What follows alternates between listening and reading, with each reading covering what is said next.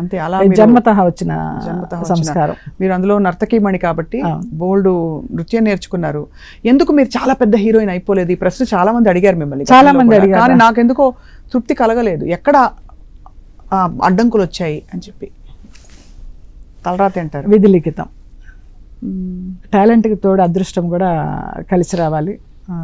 తినే ప్రతి బియ్యపు గింజ మీద మన పేరు ఎలా రాసి ఉంటుందో వేసే క్యారెక్టర్ మీద కూడా మన పేరు రాసి ఉంటుందని శరత్ బాబు గారు చెప్పేవారు. అది నమ్ముతా నేను.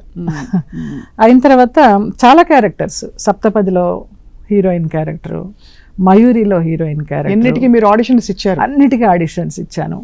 అన్నీ ఇదిగో అయిపోయినాయి, నెక్స్ట్ డే లొకేషన్కి వెళతాము షూటింగ్ కనంగా ఆ క్యారెక్టర్లు దొరకడము, ఆ క్యారెక్టర్లు నాకు పోవడము. అసలు చెన్నై షిఫ్ట్ అయిన కారణం కూడా ఖైదీలో సుమలత క్యారెక్టర్ కోసం నన్ను పిలిపించడము, అది వెళ్ళిపోవడము.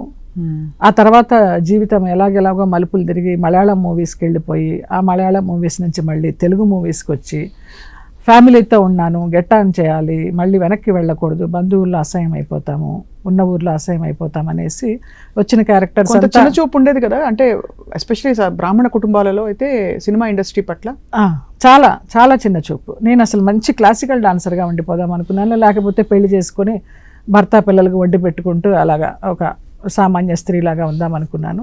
మనం అనుకున్నవి జరిగితే దేవుడు ఎందుకు, ఇంకా అది అలా జరిగింది.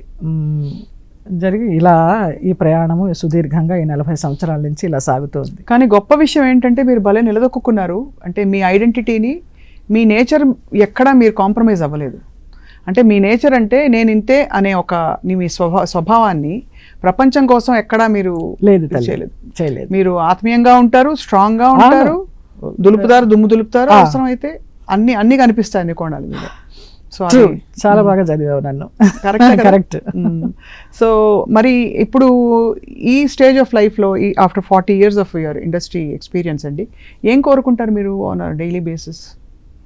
నేను అసలు ఏం కోరుకోనరా, ఇవాళ ఆరోగ్యంగా లేచామా, ఇవాళ అంతా సంతోషంగా గడిచిందా, ప్రశాంతంగా నిద్రపోయామా, రేపటి గురించి ఆలోచించను ఎప్పుడు కూడా.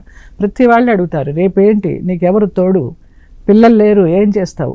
ఏం చేయను, ఆయన ఏం రాసి పెట్టుంటే అదే జీవితాన్ని జీవితంలాగా గడుపుతాను. ఆయన నాకేదో రాసే ఉంటాడు, ఎవరు నాతో ఉండాలి, నాకు ఎలా ఉండాలి, నాకేమి ఇవ్వాలి అనేది. వెళ్దాం, ఇలాగ వెళ్ళిపోతుంది లైఫ్, రేపేంటి అనే ఆలోచన లేదు.